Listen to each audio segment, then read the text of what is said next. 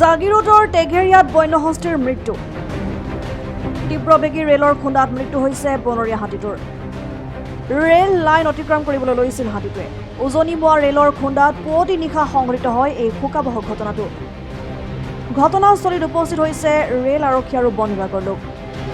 খাদ্যৰ সন্ধানত সোণাইকুছি বনাঞ্চলৰ পৰা ওলাই আহিছিল হাতীটো। হাতীৰ এটা জাকে অঞ্চলটোত প্ৰায়ে প্ৰৱেশ কৰে বুলি স্থানীয় লোকৰ মত প্ৰকাশ কৰিছে।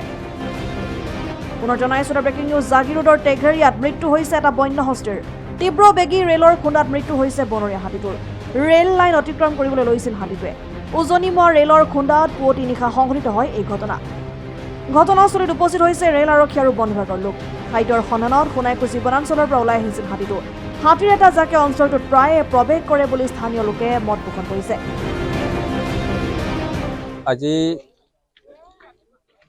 টেঘেৰিয়া গাঁৱততো সোমাইছে। ৰাতি দুইটা আছিলে, এটা সৰু এটা ডাঙৰ। এই গাঁৱত মানে সোমাইছে, মানুহৰ ঘৰত ধান চান খাইছে।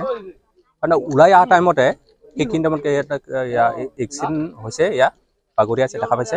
আৰু এই তেনেকুৱা মানে বহুত মানে কিবা হৈছে, ঘৰৰ ভাঙিছে মানুহবিলাকৰ।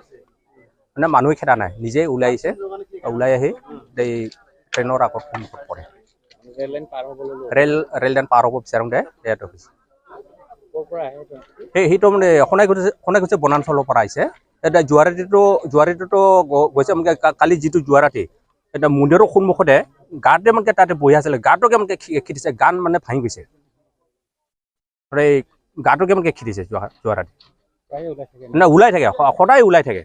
মানে এইটো মানে হাতী জাকটো মানে ওলাই থাকে বন্যহস্তী। সেইটো মানে ট্ৰেইনৰ খুন্দাত মৰিছে।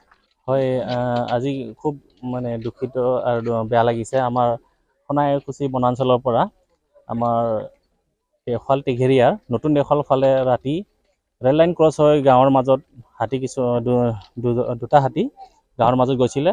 আৰু গাঁৱত খাদ্যৰ সন্ধানত গৈ ৰাতিপুৱা পাৰ হওঁতে ৰেল লাইনটো যেতিয়া ক্ৰছ হওঁতে উজনি মোৱা পেছেঞ্জাৰ ৰাতিপুৱা প্ৰায় 4টাৰ পৰা 4:30টাৰ ভিতৰত এটা দুৰ্ঘটনাপতিত হৈ এটা বনৰীয়া হাতী মৃত্যু হয়। আমি ৰাতিপুৱা প্ৰত্যক্ষ কৰোঁ আৰু আমি দেখি খুবেই মানে বেয়া লাগিছে। আমি অঞ্চলবাসী ৰাইজে আহি বাবা গণেশক আমি তেখেতৰ প্ৰাৰ্থনা কৰিছোঁ যাতে এনেকুৱা দুৰ্ঘটনা আমাৰ এই অঞ্চলত যাতে আৰু পুনৰাই নহয়।